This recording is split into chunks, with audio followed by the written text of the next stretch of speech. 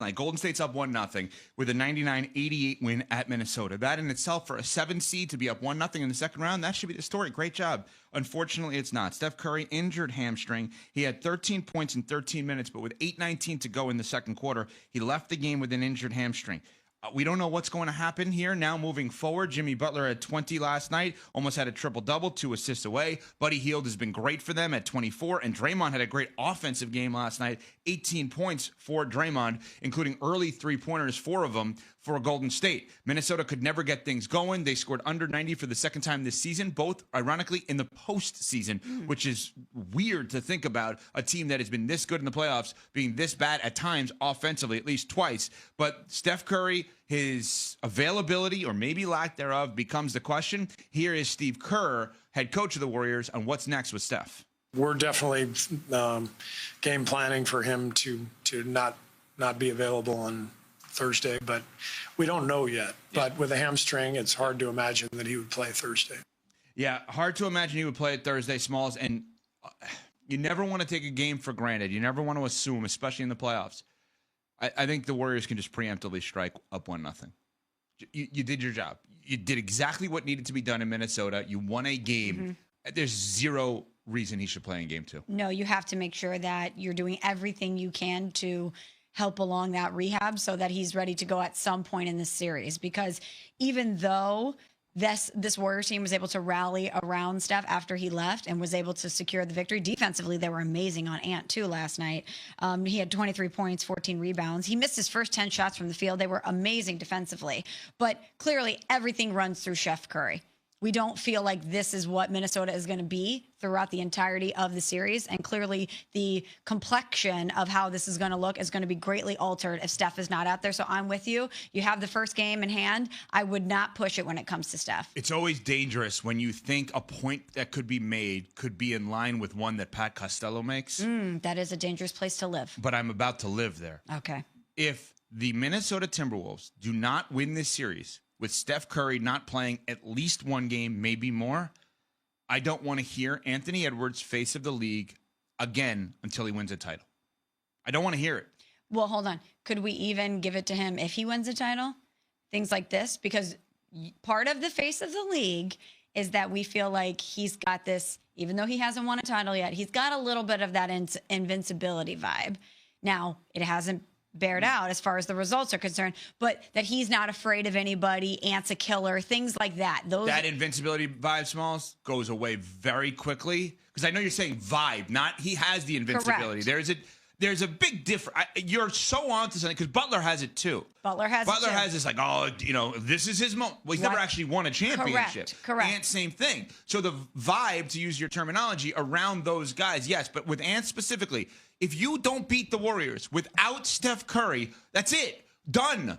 Not that he's not great. Not that he may not go down as a Hall of Famer one day. 1 point in the first half, 0 of 8 from the field. Jovante, producing TV today, has it up on ESPN2 if you're watching at home. The graphic of all the stats. Like, he was a bad player offensively in the first half, which we're going to get to the Chris Finch part because he called him out. But enough.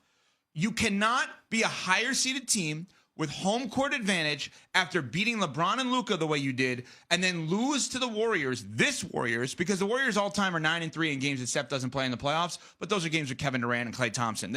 Jimmy Butler's going to go to the Hall of Fame, Draymond's going to go to the Hall of Fame, but they're in the latter half of their prime. If you want to be face of the league, best player out there, that vibe of invincibility. I just want to kill everything out on the court. And then you lose to the Warriors without Steph, I'm with you on that. No way. Done. I'm with you. And to go back to your original point about how it's a dangerous neighborhood to live in when you agree with Pat Costello, one of the things that Pat has always said is that he thinks the coronation of Anthony Edwards has been a little premature. Right. And this is where we're kind of maybe living in Pat Costello territory. We've at least crossed over county lines because maybe it is a little premature. Now we'll have to wait and see how the series plays out because this is just one game. I don't expect Ant to not be a force or a factor and everything moving forward. But yeah, this is a prime opportunity for the Timberwolves and for him to take advantage of Steph potentially not being out there on the floor. All right, Smalls, we talk about Chris Finch, head coach of the Minnesota Timberwolves. The call out of Anthony Edwards. Again, 1 point in the first half, had 23 for the game, hit the over at 16.5 on ESPN Bet for the second half. I should have just bet that alone and not the money line on the win, no parlay on ESPN Bet because I lost money last night on that. But well, if you bet the $10 and you get the $100 on the USL promo code 1-800-GAMBLER 21 plus, not available in New York. So it's like, is it your money? Is it ESPN's bet's money? Either way, it's good to win. Either way, right? check it out. Yeah, exactly. Chris Finch last night on Anthony Edwards, his star player. What is there to talk about? I mean, you're the leader of the team, and you got to come out and set the tone, in all ways that happens. And if your shot's not going, like you still have to carry the energy, So, I don't think there's, if I got to talk to guys about having the right energy coming into opening second round game, then, we're not on the same page. So.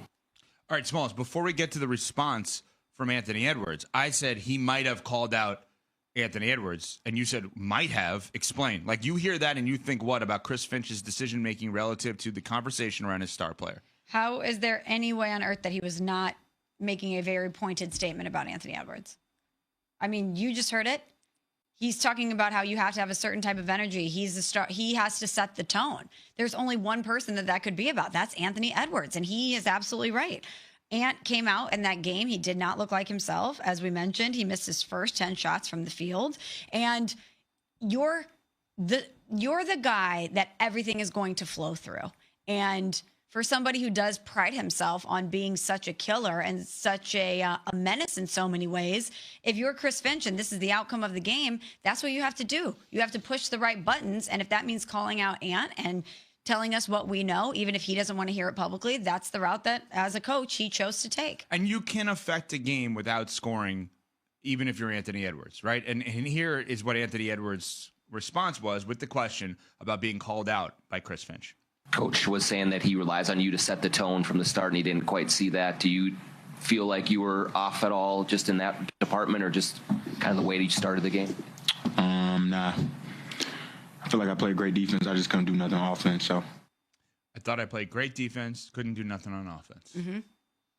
Obviously, Chris Finch did not agree with that. Because the great defense is, I guess what he's saying is it didn't impact the energy around the game. Ironically, he had 23 points and 14 rebounds in this game. My favorite Kobe Bryant game of all time, as odd as it sounds, was Game 7 of the 2010 NBA Finals that the Celtics lost to the Lakers 83-79. Kobe was awful from the field in that game. It was one of his worst offensive games. He had 23 points and 15 rebounds, 6 of 24 from the floor.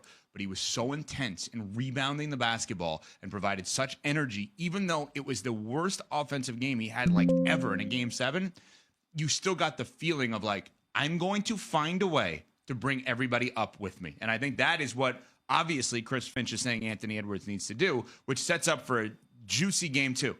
Pressure is on Ant-Man in Game 2.